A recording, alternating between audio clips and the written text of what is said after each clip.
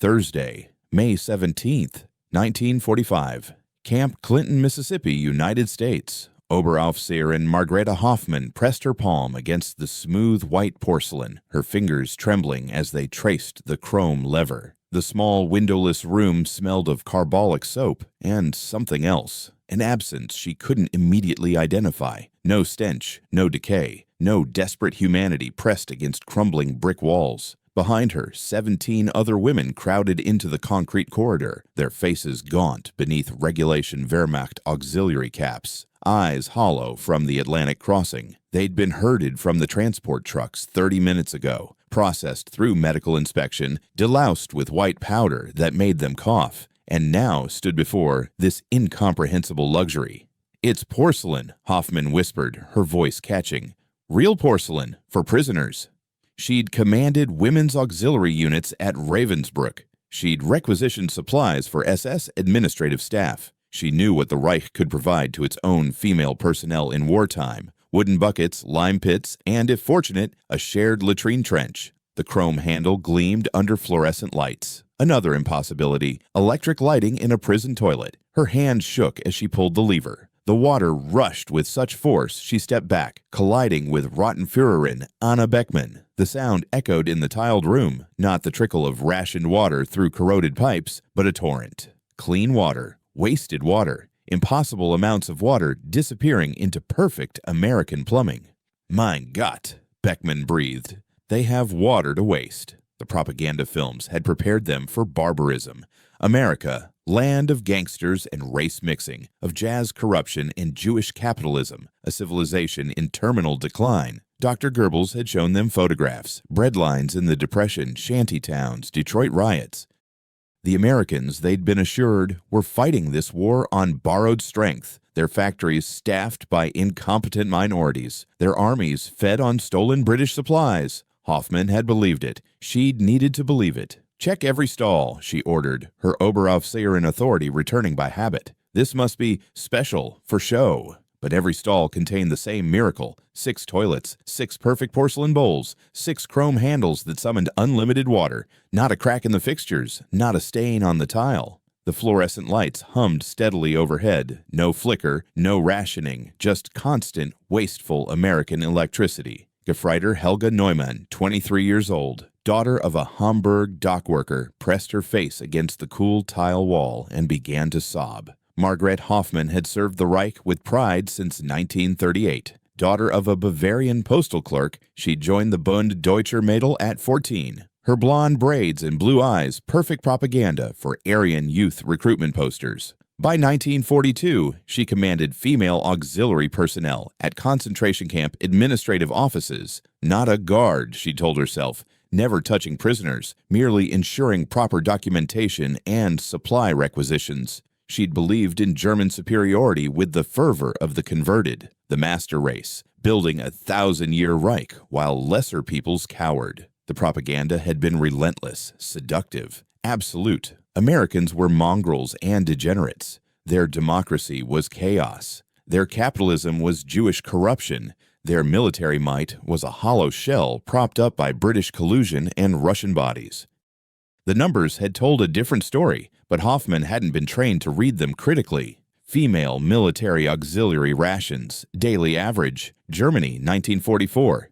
Rest 800 calories, ersatz coffee, 200 grind bread, occasional margarine, United States, 1944, 2,800 plus calories, real coffee, fresh milk, butter standard ratio. American personnel consumed 55% more calories, sanitation facilities, military installations. Germany, 1 toilet per 40-60 personnel, often non-functional. United States, 1 toilet per 8 to 12 personnel, all plumbed with hot water. Maintenance priority: German facilities received repairs when critical. American facilities inspected weekly soap allocation per capita, monthly. Germany, civilian. 50 grams ersatz soap, often unusable. United States, military. 500 grams quality soap, unlimited issue gap, 10-fold difference in basic hygiene supplies. Electric power generation, 1944. Germany, 63 billion kWh ration, frequent blackouts. United States, 279 billion kilowatts, abundant civilian use unrestricted, disparity. America produced 4.4 times more electricity while fighting wars on two fronts. But statistics were abstractions. The porcelain was real, the water was real, the cognitive dissonance was real. Hoffman stood in the barracks that first night, staring at the metal bunks with their thin but clean mattresses, the lockers for personal items, the windows with unbroken glass. In Germany, she'd requisitioned supplies from warehouses where mice gnawed through flour sacks and mold blackened the walls. Here, in an American prison camp, enemy combatants received facilities that surpassed most German administrative headquarters.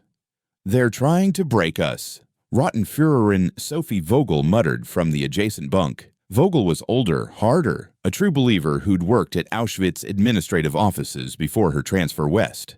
Psychological warfare. Make us soft. Make us forget who we are. By giving us toilets. Beckman's voice carried skepticism.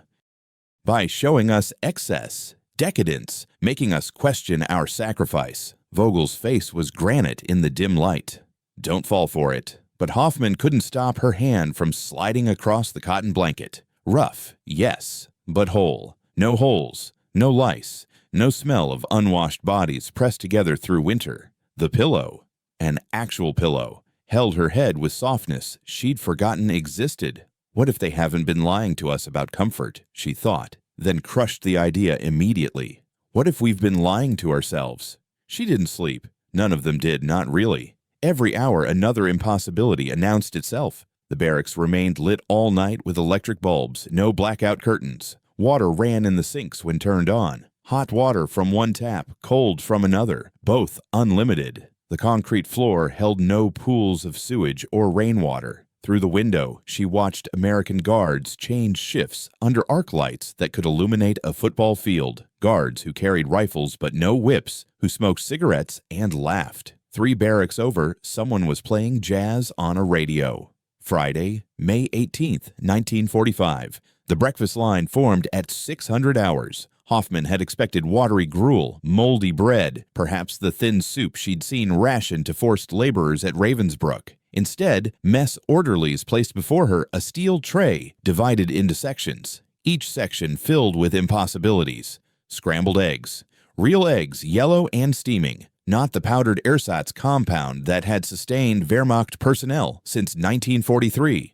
Bacon, actual pork, crispy and fragrant. Toast slathered with butter, not the gray margarine substitute made from coal byproducts. A cup of coffee so rich and dark it looked like ammunition storage oil, and when she inhaled, the aroma made her knees weak. Is this poisoned?" Gefreiter Neumann whispered, staring at her tray as if it contained a live grenade. The American mess sergeant, a middle-aged black man with corporal stripes, overheard and laughed, not cruelly, but with genuine amusement. "Poisoned? Hell no, standard issue. You're getting the same chow as our boys, minus seconds." Neumann stared at him. The propaganda had taught them that Negroes were subhuman, incapable of military service beyond manual labor. Yet here stood a non-commissioned officer, well-fed and confident, serving food to his nation's prisoners with casual efficiency. The contradiction sat heavy in Hoffman's stomach, heavier than the breakfast she couldn't yet force herself to eat. Around them, other prisoners had no such hesitation. Younger women, teenagers conscripted in the desperate final months, wolfed down eggs with trembling hands. One girl, Schutze Liesel Hartmann, 16 years old, began crying as she chewed, great heaving sobs that shook her thin shoulders. She'd been eating sawdust bread for 6 months. The real egg overwhelmed her. Hoffman took a bite of toast. The butter melted on her tongue, and she understood Hartmann's tears. This wasn't prison food. This was better than anything she'd eaten since before the war, better than officers' mess at Ravensbrück, better than her mother's kitchen in Bavaria, even during peacetime. And the Americans were giving it to prisoners, enemy prisoners, women who'd served the regime that murdered millions. Why? The word escaped before she could stop it. The corporal looked at her with something approaching sympathy. "Why we feeding you? Geneva Convention, ma'am. You're prisoners of war. We treat POWs proper. That's who we are. That's who we are." The words echoed. Who were they? Who had they been? Vogel ate in grim silence. her face a mask, but Hoffman noticed she cleaned her tray completely, sopping up the last of the eggs with toast. Even true believers couldn't resist real butter after years of ersatz. The day unfurled in a series of escalating contradictions. At Eero 900, they were marched to the medical facility for checkups. Hoffman braced for degradation for the invasive humiliations she'd witnessed inflicted on prisoners at the camps. Instead, female nurses, American women in starched uniforms, conducted examinations with clinical professionalism. They noted malnutrition, treated lice, documented scars and injuries without comment or cruelty. One nurse, Captain Sarah Thompson, 36 years old according to her name badge, spoke fluent German. "You're severely anemic," she told Hoffman after reviewing blood work. "We'll add iron supplements to your meals.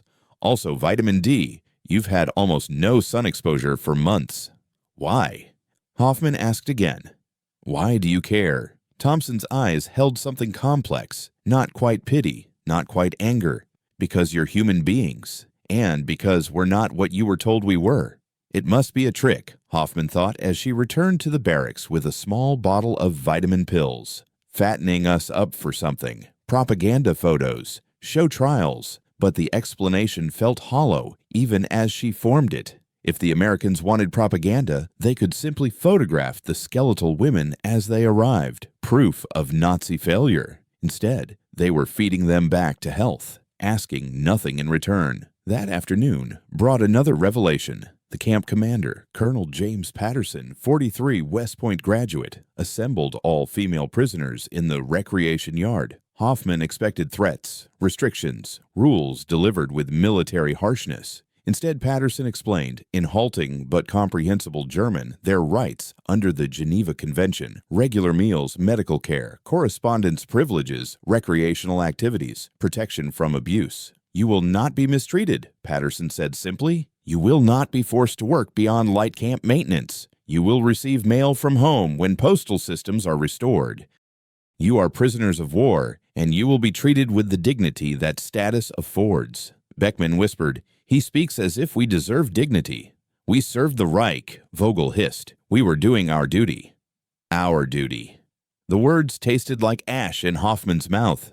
What duty? Documenting the transport of human beings to death? Requisitioning Zyklon B like it was office supplies. She'd never pulled a trigger, never operated a gas chamber, never personally struck a prisoner. But she'd made the machinery run efficiently. She'd been a competent cog in an annihilation apparatus. And now her former enemies fed her eggs and gave her vitamins and spoke of dignity. It's a profound moment when a lifetime of belief begins to crumble. What piece of evidence do you think would be most shocking to someone in this position? We'd be fascinated to read your perspective in the comments. And if you appreciate these deep dives into the human side of history, consider subscribing for more stories like this. Saturday, May 19, 1945. Hoffman stood at the latrine sink, washing her hands for the third time that hour, not because they were dirty, but because she could.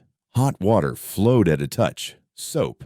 Real soap, not the caustic ersatz compound that burned skin, lathered between her fingers. The porcelain basin gleamed white under fluorescent lights. She'd been guarding this bathroom like a sacred artifact, checking each stall obsessively. The toilet still flushed with that same miraculous force. The tile remained spotless. American orderlies cleaned the facilities twice daily. No cracks had appeared in the porcelain. No rationing had been announced. The water just kept flowing.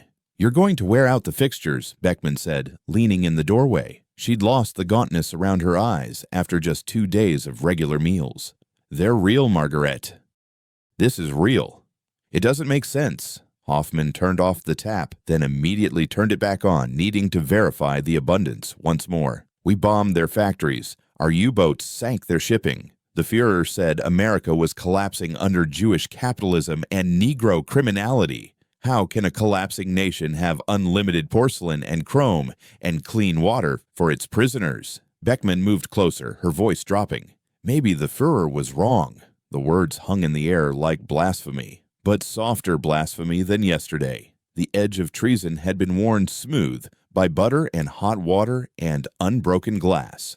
That morning, the Americans had distributed mail privileges, censored forms for writing to families in occupied Germany. Hoffman sat in the recreation room, staring at blank paper, surrounded by women crying as they wrote. What could she tell her mother? Dear Moody, I'm a prisoner in Mississippi, and they feed me better than you've eaten in 6 years. They give me soap and vitamins and treat me like a human being. We lost the war to people we were taught to despise, and it turns out they're more civilized than we ever were. She couldn't write that, so she wrote nothing, just sat holding the pen while American guards played cards in the corner and a radio broadcast Glenn Miller somewhere in the building. The dissonance was suffocating. Gefreiter Neumann approached, clutching her own blank form. Did you ever see the camps? The real camps? Not the administrative buildings. Hoffman's stomach clenched. I saw paperwork, manifests, supply requisitions.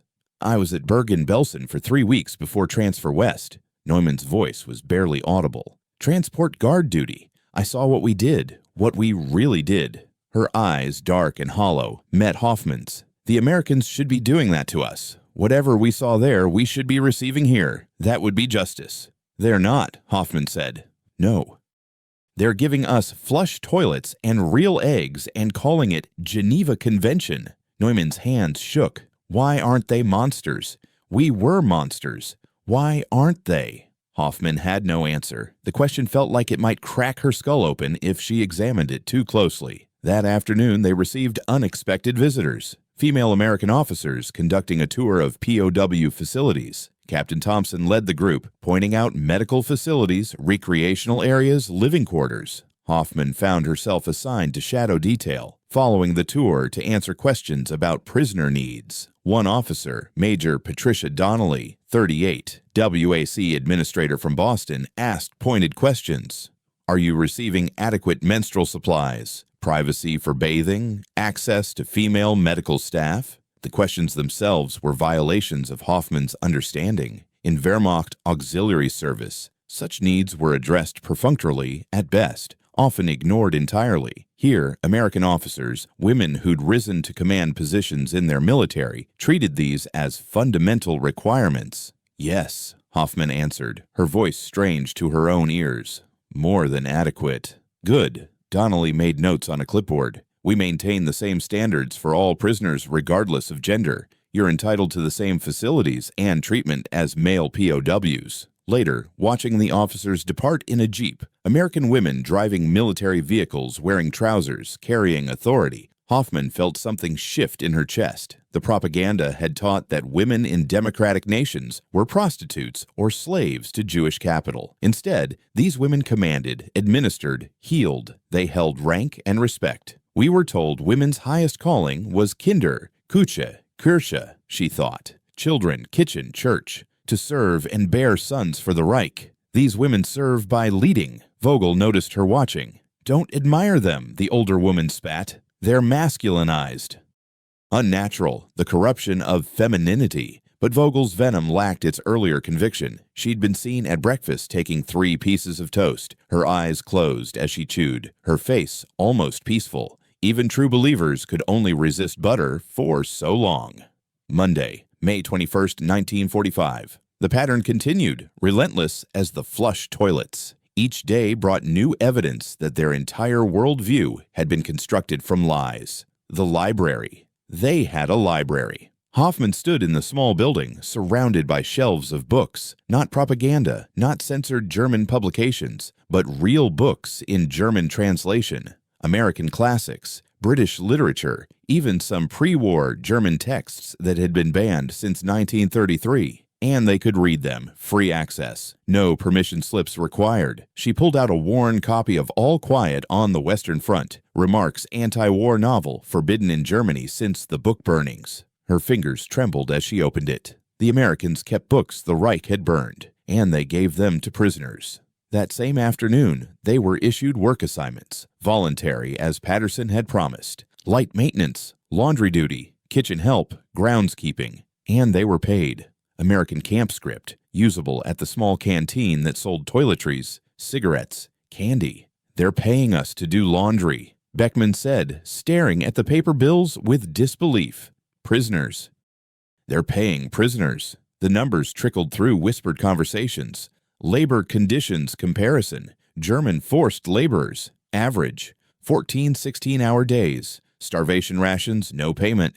American POW workers, 1945, 4 6-hour days, full rations paid in camp scrip, death rate from labor. German system 10-30% annually. American POW camps under 1% medical care access. German prisoner hospitals, rare, undersupplied, often death sentences. American POW medical facilities, staffed with trained physicians, stocked with medicines including new antibiotics mortality rate. German POWs in U.S. camps died at rates lower than American soldiers in combat zones. Postal privileges. German POWs received censored but regular mail delivery within 3 months. Allied POWs in German camps. Sporadic mail, often destroyed. Months or years delayed Red Cross packages. Americans distributed, Germans frequently lost or confiscated. Hoffman absorbed these facts like body blows. Each one dismantled another piece of the worldview she'd carried since adolescence. On Tuesday morning, an incident crystallized everything. Schutze Hartmann, the 16-year-old, fainted during breakfast.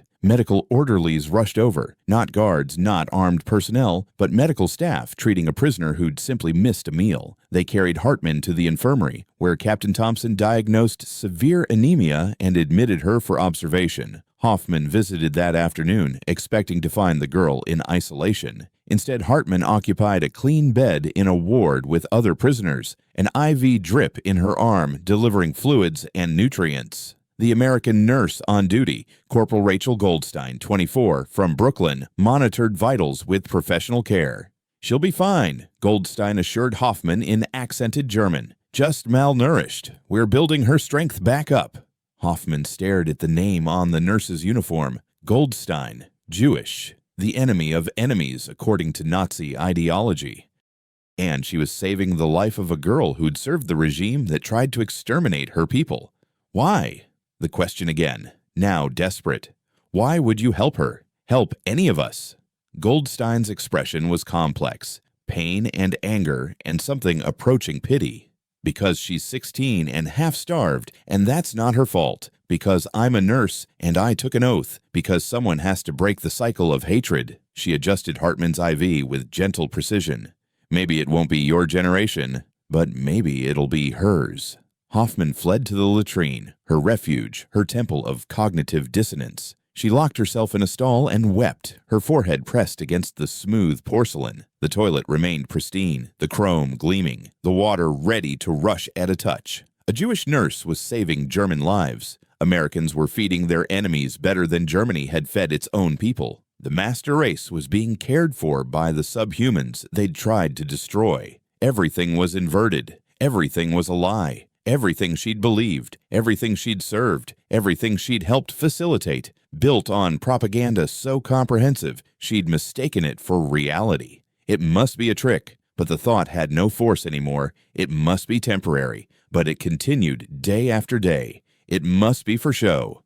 But who was the audience? They were prisoners, isolated, defeated. There was no one to impress. The evidence just kept accumulating. Thursday, May 24, 1945, 1 week in captivity. Hoffman could no longer deny the transformation she saw in the mirror, color in her cheeks, clarity in her eyes. Her hands had stopped shaking from malnutrition. The Americans were healing her, even as they demolished everything she'd believed about superiority and civilization. That morning brought another shock. Packages from the Red Cross. Vogel exploded when she saw them. "Red Cross packages for us." The older woman's voice cracked with something approaching hysteria. "We looted Red Cross parcels meant for Allied prisoners.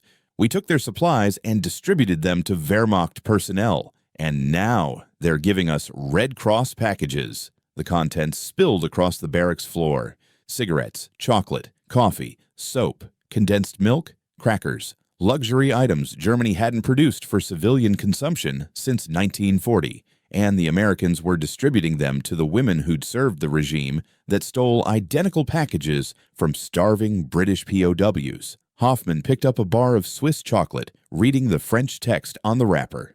"We don't deserve this." "No," Beckman agreed quietly. "We don't, but they're giving it to us anyway."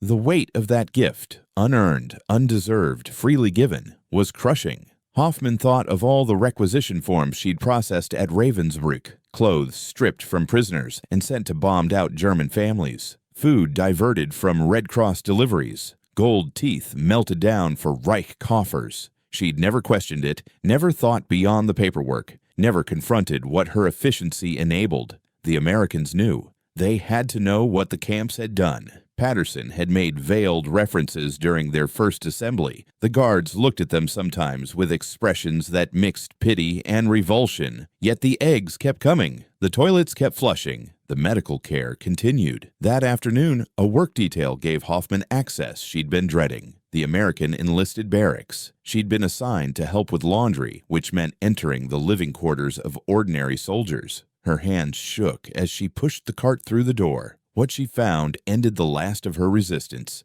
The American barracks weren't significantly better than the prisoner barracks. The bunks were similar, the lockers almost identical, the facilities only marginally superior. The soldiers lived simply, their personal spaces sparse and functional.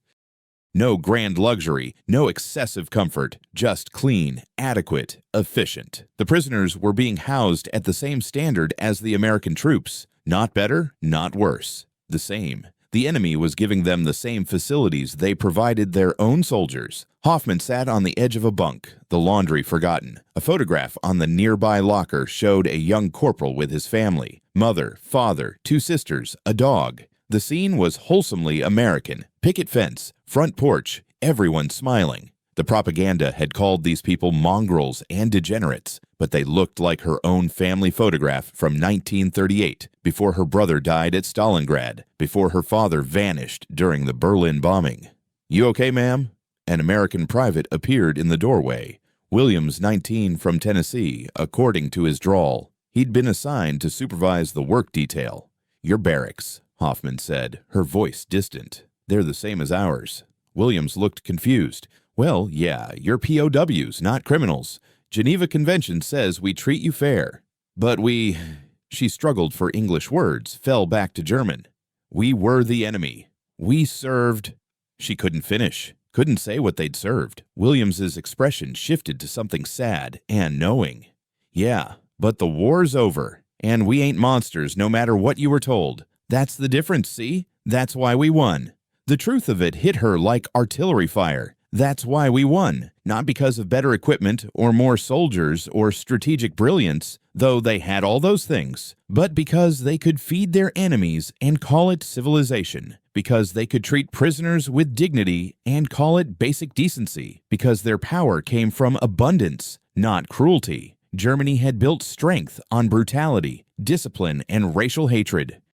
America had built strength on industry, resources, and the radical idea that human beings deserved basic dignity regardless of the uniform they wore. One system had collapsed after 12 years. The other was feeding the survivors of its collapse and giving them porcelain toilets. Hoffman returned to the prisoner barracks and sought out Vogel. The older woman sat on her bunk, a chocolate bar half eaten in her lap, staring at nothing. "We lost," Hoffman said. Not a question. "We lost the war." Vogel's voice was hollow. "We knew that when the Allies crossed the Rhine." "No, we lost everything. We were wrong about everything." Vogel looked up, her face aged a decade in a week. "I know. I've known since I saw the eggs. Real eggs, Margaret. For prisoners. We starved millions and they're giving us real eggs. What do we do with that? How do we—" Hoffman couldn't articulate the question, but Vogel understood. "We live with it. We remember. We never forget what we served or what they showed us about who they are." The older woman's hand shook as she took another bite of chocolate. "And maybe, if we're very lucky, we figure out how to be the kind of people who would give eggs to their enemies." June 1945. As spring turned to summer in Mississippi, the transformation became irreversible. News filtered through. Germany's unconditional surrender, Hitler's suicide, the full scope of the Holocaust revealed to the world. The women learned what their paperwork had facilitated, what their efficiency had enabled. The scale was incomprehensible. Millions, not thousands. Industrial murder, not isolated atrocities. And still, the Americans fed them breakfast. And still, the toilets flushed with clean water. And still Captain Thompson distributed vitamins and Captain Goldstein treated their illnesses. Hoffman received her first letter from home in late June. Her mother, miraculously alive in the ruins of Munich, described conditions: starvation, rubble, Soviet soldiers in the eastern zones. "We have nothing," her mother wrote. "No food, no water, no hope. But at least you are safe with the Americans." That is something. Safe with the Americans. The phrase would have been unthinkable 3 months ago.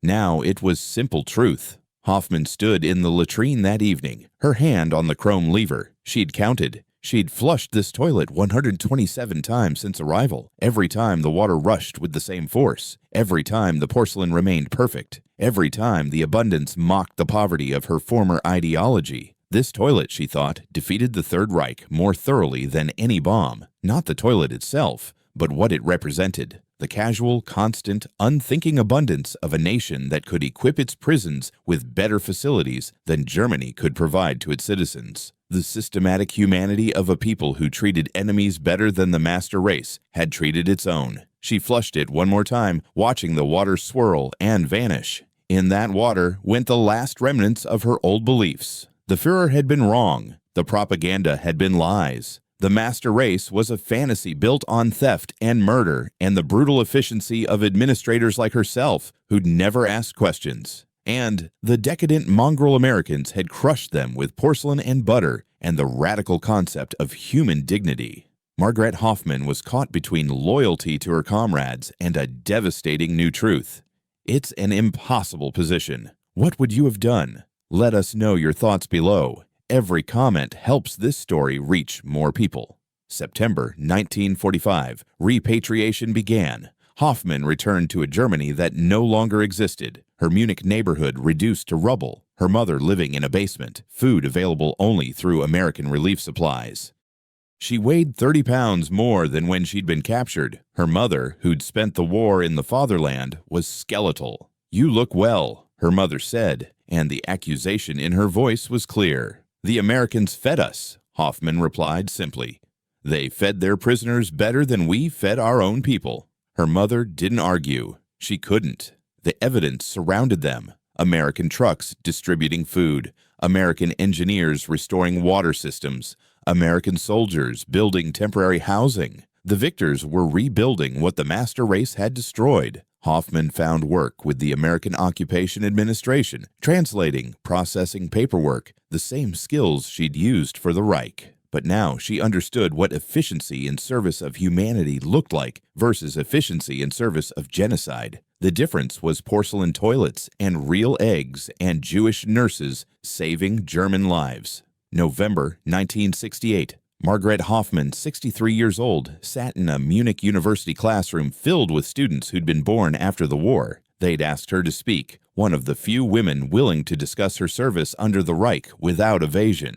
"What changed your mind?" a young man asked. "When did you stop believing the propaganda?" Hoffman considered the question carefully. "When I used a flush toilet in an American prison camp and realized it was better than anything I'd seen in German administrative facilities. When a Jewish nurse saved the life of a 16-year-old German girl. When our enemies fed us real eggs and gave us soap and treated us like human beings, despite knowing what we'd served."